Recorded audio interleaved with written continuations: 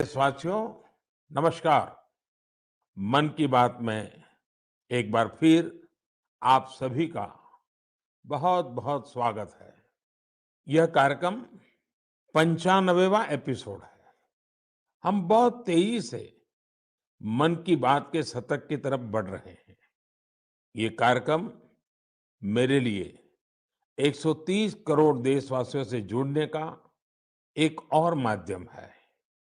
हर episode से पहले गांव शहरों से आए ढेर सारे पत्रों को पढ़ना, बच्चों से लेकर बुजुर्गों के ऑडियो मैसेज को सुनना, ये मेरे लिए एक आध्यात्मिक अनुभव की तरह होता है।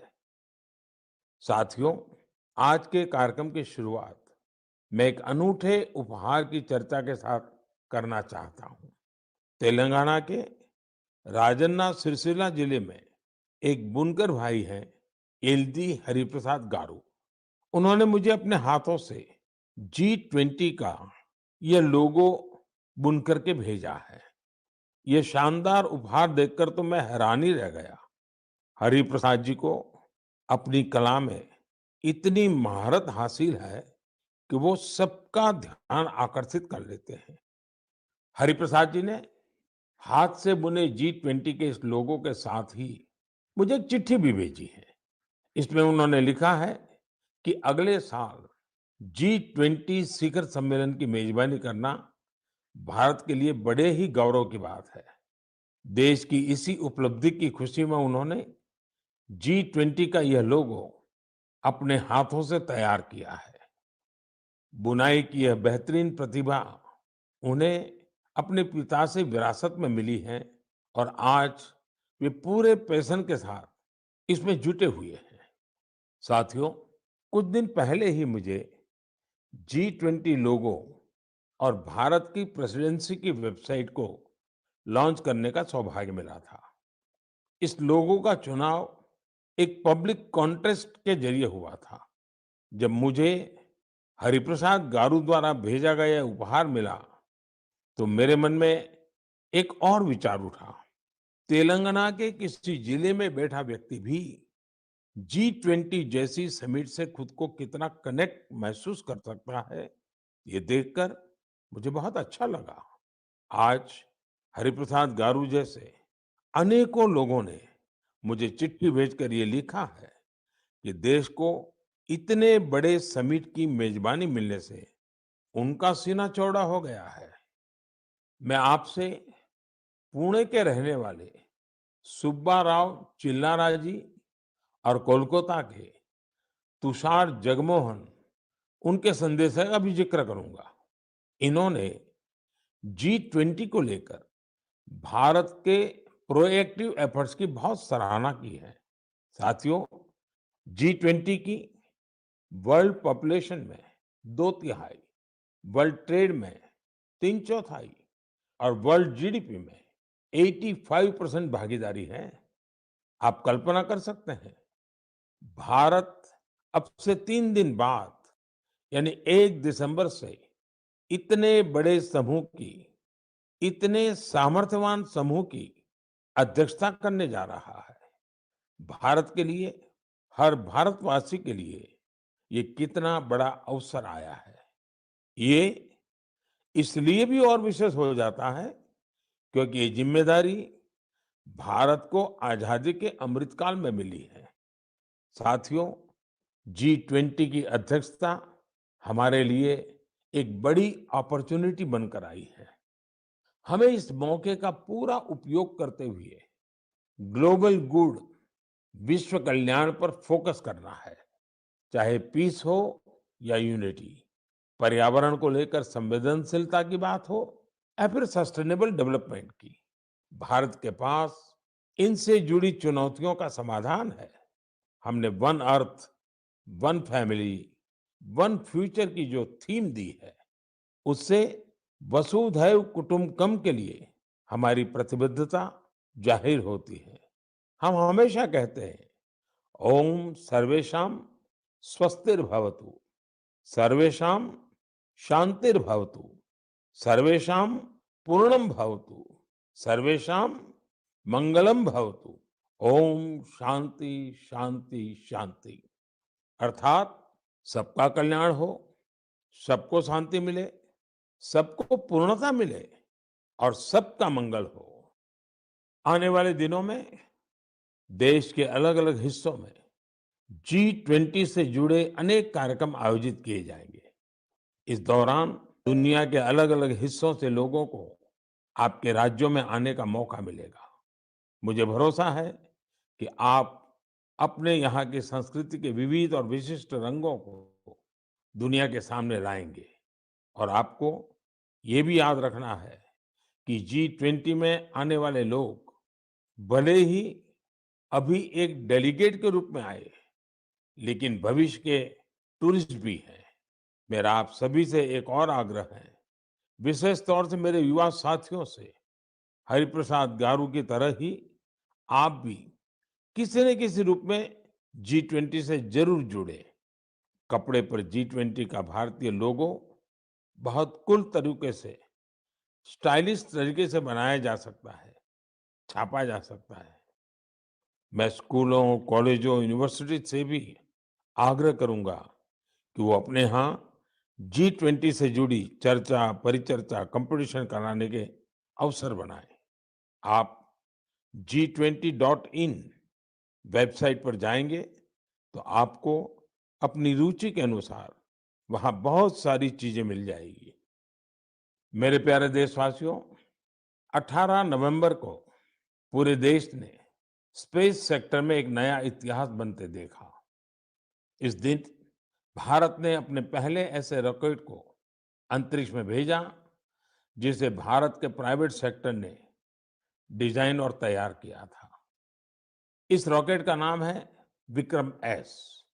श्रीहरिकोटा से स्वदेशी स्पेस स्टार्टअप के इस पहले रॉकेट ने जैसे ही ऐतिहासिक उड़ान भरी, हर भारतीय का सिर गर्व से ऊंचा हो गया।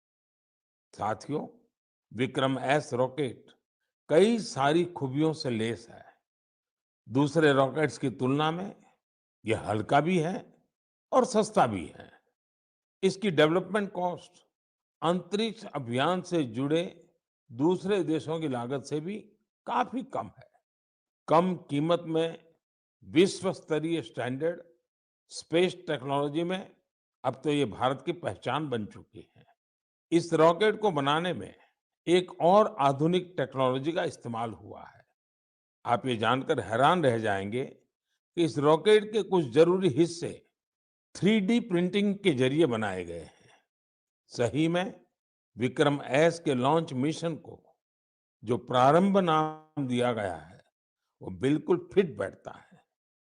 ये भारत में प्राइवेट स्पेस सेक्टर के लिए एक नए युग के उदय का प्रतीक है। ये देश में आत्मविश्वास से भरे एक नए युग का आरंभ है। आप कल्पना कर सकते हैं कि जो बच्चे कभी हाथ से कागज का हवाई जहाज बनाकर उड़ाया करते थे, उन्हें अब भारत में ही हवाई जहाज बनाने का मौका मिल रहा है। आप कल्पना कर सकते हैं कि जो बच्चे कभी चांद तारों को देखकर आसमान में आकृतियां बनाया करते थे, उन्हें अब भारत में ही रॉकेट बनाने का मौका मिल रहा है। स्पेस को प्राइवेट सेक्टर के लिए खोले जाने के बाद युवाओं के ये सपने भी साकार हो रहे हैं। रॉकेट बना रहे ये युवा मानो कह रहे हैं, sky is not the limit. साथियों, भारत स्पेस के सेक्टर में अपनी सफलता अपने पड़ोसी देशों से भी साझा कर रहा है। कल ही भारत ने एक सैटेलाइट लॉन्च की जिसे भारत और भूटान ने मिलकर डेवलप किया है। ये सैटेलाइट बहुत ही अच्छे रिजोल्यूशन की तस्वीरें भेजेगी जिसे भूटान को अपने प्राकृतिक संसाधनों के प्रबंधन में मदद मिलेगी। इस सैटेलाइट की लॉन्चिंग भारत भूटान के मजबूत संबंधों का प्रतिबिंब है। साथियों, आपने गौर किया होगा, पिछले कुछ मन की बात में हमने स्पेस, टेक, इनोवेशन पर खूब बात की है। इसकी दो खास वजह हैं। एक तो यह कि हमारे युवा इस क्षेत्र में बहुत ही शानदार काम कर रहे हैं। They are thinking big and achieving big. अब वे छोटी-छोटी उपलब्धियों से संतुष्ट होने वाले नहीं हैं। दूसरी यह कि इनोवेशन और वैल्यू क्रिएशन, इस रोमांचक सफर में वे अपने बाकी युवा साथियों और स्टार्टअप्स को भी एनकरेज कर रहे हैं। साथियों, जब हम टेक्नोलॉजी से जुड़े इनोवेशंस की बात कर रहे हैं, तो ड्रोन्स को कैसे भूल सकते हैं? ड्रोन के क्षेत्र में भी भारत तेजी से आगे बढ़ रहा है। कुछ दिनों पहले हमने देखा कि कैसे हिमाचल प्रदेश के किन्नौर में ड्रोन्स के जरिए सेव ट्रांसपोर्ट किए गए। किन्नौर हिमाचल का दूर सुदूर जिला है और वहां इस मौसम में भारी बर्फ रहा करती है। इतनी बर्फबारी में किन्नौर का हफ्तों तक राज्य के बाकी हिस्से से संपर्क बहुत मुश्किल हो जाता है। ऐसे में वहां से सेब का ट्रांसपोर्टेशन भी उतना ही कठिन होता है। अब ड्रोन टेक्नोलॉजी से हिमाचल के स्वादिष्ट किन्नौरी सेब लोगों तक और जल्दी पहुंचने लगेंगे। इससे हमारे किसान भाई बहनों का खर्च कम होगा, सेब समय पर मंडी पहुंच पाएगा, सेब की बर्बादी कम होगी। साथियों, आज हमारे देशवासी अपने इनोवेशन से उन चीजों को भी संभव बना रहे हैं जिसकी पहले कल्पना तक नहीं की जा सकती थी। इसे देखकर किसे खुशी नहीं होगी? हाल के वर्षों में हमारे देश ने उपलब्धियों का एक लंबा सफर तय किया है। मुझे पूरा विश्वास है कि हम भारतीय और विशेषकर हमारी युवा पीढ़ी अब रुकने वाली नहीं है। प्रिय देशवासियों, मैं आप लोगों के लिए एक छोटी सी क्लिप प्ले करने जा रहा हूं। वैष्णव जन तो तेने कहिए जे पीर पराई जान रे। वैष्णव जन तो तेने कहिए जे पीर पराई जान रे। पर दुखे उपकार करे तो ये मन अभिमान नान रे। आप सभी ने इस गीत को कभी न कभी जरूर सुना होगा। आखिर यह बापू का पसंदीदा गीत जो है। लेकिन अगर मैं ये कहूं कि इसे सुरों में पिरोने वाले गायक ग्रीस के हैं, तो आप हैरान जरूर हो जाएंगे। और ये बात आपको गर्व से भी भर देगी। इस गीत को गाने वाले ग्रीस के गायक हैं कौन सतान दिनोस कलाइजिस। उन्होंने इसे गांधी जी के 150वें जन्म जयंती समारोह के दौरान गाया था। लेकिन आज मैं उनकी चर्चा किसी और वजह से कर रहा हूं। उनके मन में इंडिया और इंडियन म्यूजिक को लेकर गजब का पैशन है। भारत से उन्हें इतना लगाव है। पिछले 42 वर्षों में वे लगभग हर वर्ष भारत आए हैं। उन्होंने भारतीय संगीत के ओरिजिन, अलग-अलग इंडियन म्यूजिकल सिस्टम्स, विविध प्रकार के राग, ताल और रास के साथ ही विभिन्न घरानों के बारे में भी स्टडी की है। उन्होंने भारतीय संगीत की कई महान विभूतियों के योगदान का अध्ययन किया है। भारत के क्लासिकल डांसेस के अलग-अलग पहलुओं को भी उन्होंने करीब से समझा है। भारत से जुड़े अपने इन तमाम अनुभवों को अब उन्होंने एक पुस्तक में बहुत ही खूबसूरती से पिरोया है। इंडियन म्यूजिक नाम की उनकी बुक में लगभग 760 तस्वीरें हैं। इनमें से अधिकांश तस्वीरें उन्होंने खुद ही खींची है। दूसरे देशों में भारतीय संस्कृति को लेकर ऐसा उत्साह और आकर्षण वाकई आनंद से भर देने वाला है। साथियों, कुछ सप्ताह पहले एक और खबर आई थी जो हमें गर्व से भरने वाली है। आपको जानकर अच्छा लगेगा कि बीते 8 वर्षों में भारत से म्यूजिकल इंस्ट्रूमेंट्स का एक्सपोर्ट 3.5 गुना बढ़ गया है।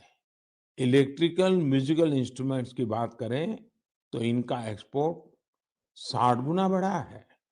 इससे पता चलता है कि भारतीय संस्कृति और संगीत का क्रेज दुनिया भर में बढ़ रहा है। इंडियन म्यूजिकल इंस्ट्रूमेंट्स के सबसे बड़े खरीदार यूएसए, जर्मनी, फ्रांस, जापान और यूके जैसे विकसित देश हैं। हम सभी के लिए सौभाग्य की बात है कि हमारे देश में म्यूजिक, डांस और आर्ट की इतनी समृद्ध विरासत है। साथियों, महान मनीषी कवि भर्तृहरि को हम सब उनके द्वारा रचित नीति शतक के लिए जानते हैं। एक श्लोक में वे कहते हैं कि कला, संगीत और साहित्य से हमारा लगाव ही मानवता की असली पहचान है। वास्तव में हमारी संस्कृति इसे ह्यूमैनिटी से भी ऊपर डिविनिटी तक ले जाती है। वेदों में सामवेद को तो हमारी विविध संगीतों का स्रोत कहा गया है। माँ सरस्वती की वीणा हो, भगवान श्री कृष्ण की बांसुरी हो या फिर भोलेनाथ का डमरू, हमारे देवी देवता भी संगीत से अलग नहीं है। हम भारतीय हर चीज में संगीत तलाश ही लेते हैं, चाहे वह नदी की कलकल हो, बारिश की बूंदें हो, पक्षियों का कलरव हो या फिर हवा का गूंजता स्वर। हमारी सभ्यता में संगीत हर तरफ समाया हुआ है। यह संगीत न सिर्फ शरीर को सुकून देता है, बल्कि मन को भी आनंदित करता है। संगीत हमारे समाज को भी जोड़ता है। यदि भांगड़ा और लावणी में जोश और आनंद का भाव है, तो रविंद्र संगीत हमारी आत्मा को आह्लादित कर देता है। देश भर के आदिवासियों की अलग-अलग तरह की संगीत परंपराएं, ये हमें आपस में मिलजुल कर और प्रकृति के साथ रहने की प्रेरणा देती है। साथियों, संगीत की हमारी विधाओं ने न केवल हमारी संस्कृति को समृद्ध किया है, बल्कि दुनिया भर के संगीत पर अपनी अमिट छाप भी छोड़ी है। भारतीय संगीत की ख्याति विश्व के कोने-कोने में फैल चुकी है। मैं आप लोगों को एक और ऑडियो क्लिप सुनाता हूँ।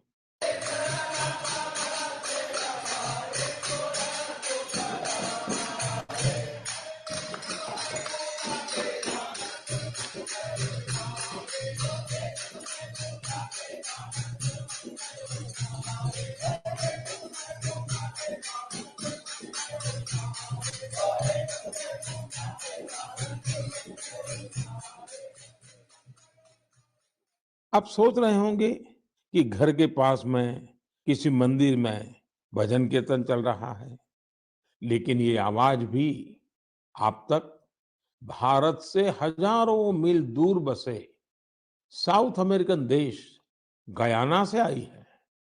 19वीं और 20वीं सदी में बड़ी संख्या में हमारे यहाँ से लोग गयाना गए थे। वे यहाँ से भारत की कई परंपराएं भी अपने साथ ले गए थे। उदाहरण के तौर पर जैसे हम भारत में होली मनाते हैं, गयाना में भी होली का रंग सिर चढ़कर बोलता है। जहाँ होली के रंग होते हैं, वहाँ फगवा यानी फगुआ का संगीत भी होता है। गयाना के फगवा में वहाँ भगवान राम और भगवान कृष्ण से जुड़े विवाह के गीत गाने की एक विशेष परंपरा है। इन गीतों को चौताल कहा जाता है। इन्हें उसी प्रकार की धुन और हाई पिच पर गाया जाता है जैसा हमारे यहाँ होता है। इतना ही नहीं, गयाना में चौताल कंपटीशन भी होता है। इसी तरह बहुत सारे भारतीय, विशेष रूप से पूर्वी उत्तर प्रदेश और बिहार के लोग फिजी भी गए थे। वे पारंपरिक भजन कीर्तन गाते थे, जिसमें मुख्य रूप से रामचरितमानस के दोहे होते थे। उन्होंने फिजी में भी भजन कीर्तन से जुड़ी कई मंडलियां बना डाली।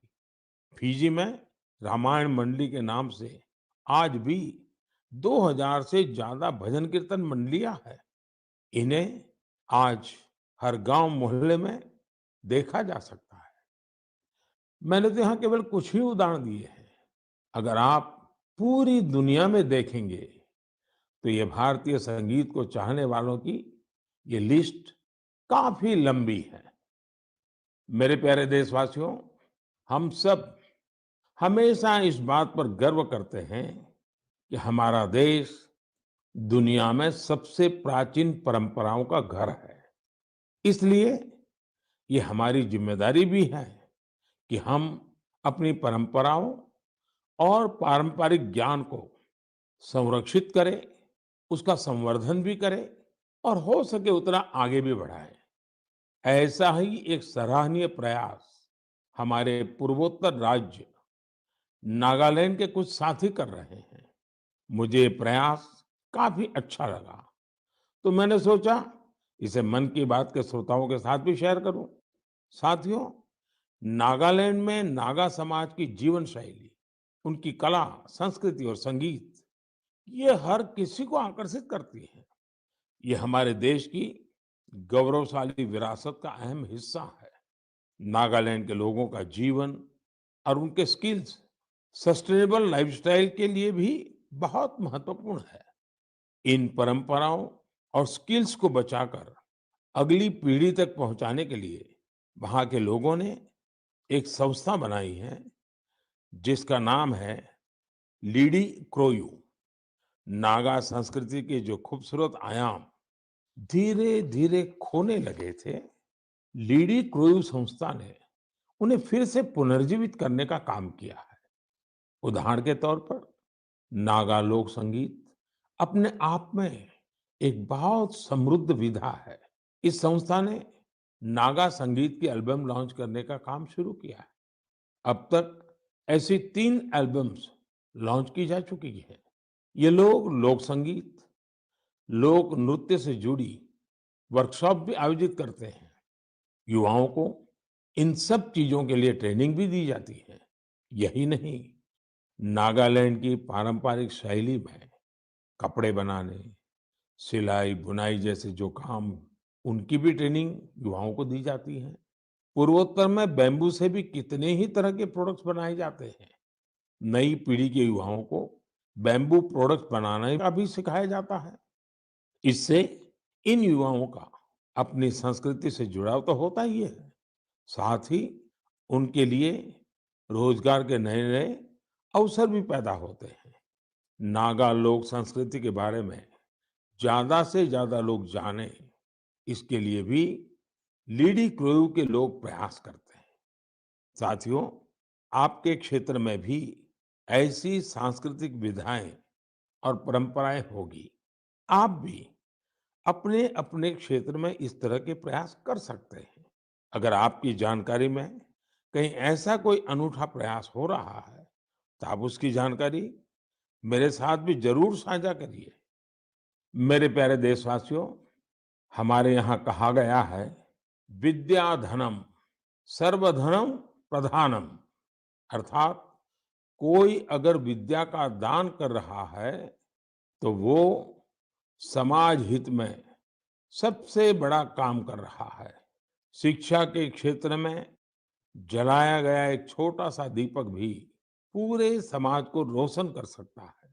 मुझे यह देखकर बहुत खुशी होती है कि आज देश भर में ऐसे कई प्रयास किए जा रहे हैं।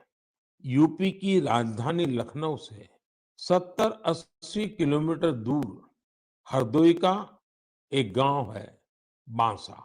मुझे इस गांव के जतिन ललित सिंह जी के बारे में जानकारी मिली है, जो शिक्षा की अलग जगाने में जुटे हैं।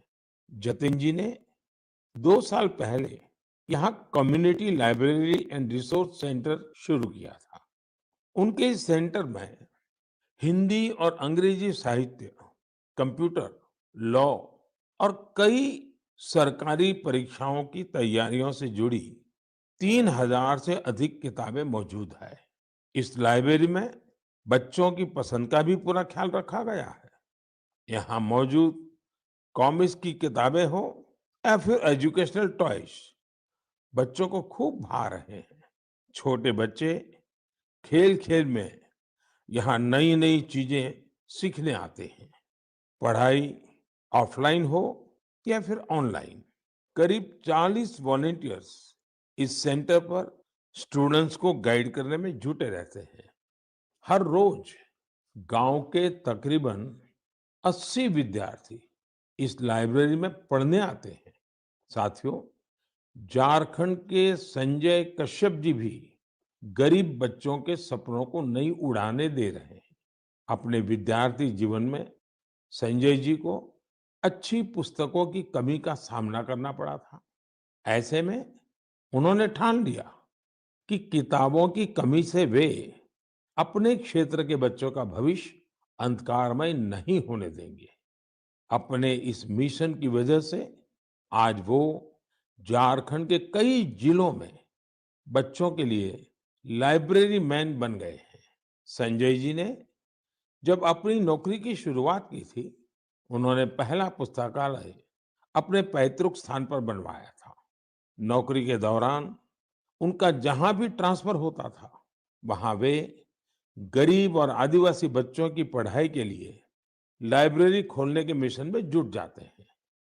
ऐसा करते हुए उन्होंने झारखंड के कई जिलों में बच्चों के लिए लाइब्रेरी खोल दी है। लाइब्रेरी खोलने का उनका यह मिशन आज एक सामाजिक आंदोलन का रूप ले रहा है।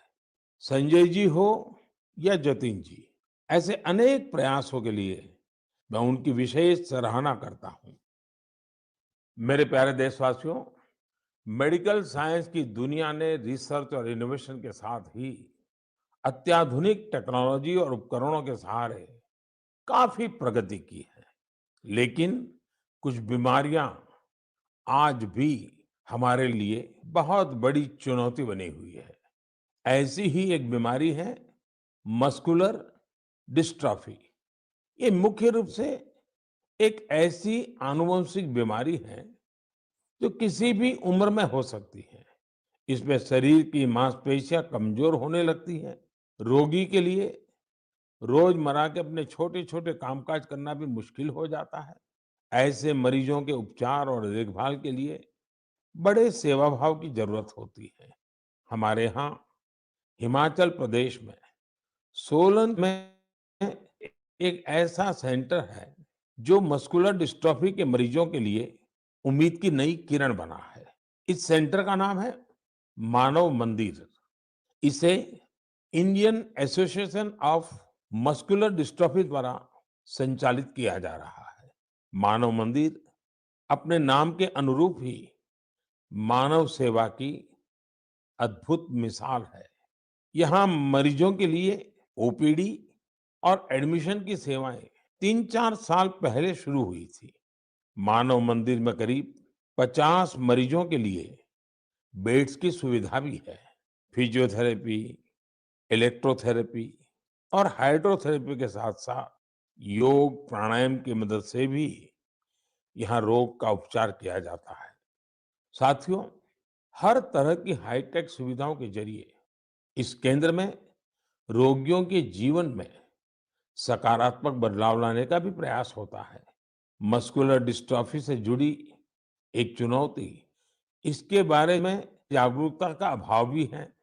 इसलिए यह केंद्र हिमाचल प्रदेश ही नहीं, देश भर में मरीजों के लिए जागरूकता शिविर भी आयोजित करता है। सबसे ज्यादा हौसला देने वाली बात यह है कि इस संस्था का प्रबंधन मुख्य रूप से इस बीमारी से पीड़ित लोग ही कर रहे हैं। जैसे सामाजिक कार्यकर्ता Urmila Baldi ji, Indian Association of Muscular Dystrophy की अध्यक्ष बहन संजना गोयल जी और इस एसोसिएशन के गठन में अहम भूमिका निभाने वाले श्रीमान विपुल गोयल जी इस संस्थान के लिए बहुत अहम भूमिका निभा रहे हैं। मानव मंदिर को हॉस्पिटल और रिसर्च सेंटर के तौर पर विकसित करने की कोशिशें भी जारी हैं। इससे यहाँ मरीजों को और बेहतर इलाज मिल सकेगा। मैं इस दिशा में प्रयासरत सभी लोगों की हृदय से सराहना करता हूँ। साथ ही मस्कुलर डिस्ट्रॉफी का सामना कर रहे सभी लोगों की बेहतरी की कामना करता हूँ। मेरे प्यारे देशवासियों, आज मन की बात में हमने देशवासियों के जिन रचनात्मक और सामाजिक कार्यों की चर्चा की, वो देश की ऊर्जा और उत्साह के उदाहरण है। आज हर देशवासी किसी न किसी क्षेत्र में, हर स्तर पर देश के लिए कुछ अलग से काम करने का प्रयास कर रहा है। आज की चर्चा में ही हमने देखा, जी20 जैसे अंतर्राष्ट्रीय प्रयोजन में हमारे एक बुनकर साथी ने अपनी जिम्मेदारी समझी, उसे निभाने के लिए आगे आए। इसी तरह कोई पर्यावरण के लिए प्रयास कर रहा है, कोई पानी के लिए काम कर रहा है। कितने ही लोग शिक्षा, चिकित्सा और साइंस टेक्नोलॉजी से लेकर संस्कृति, परंपराओं तक असाधारण काम कर रहे हैं। ऐसा इसलिए क्योंकि आज हमारा हर नागरिक अपने कर्तव्य को समझ रहा है।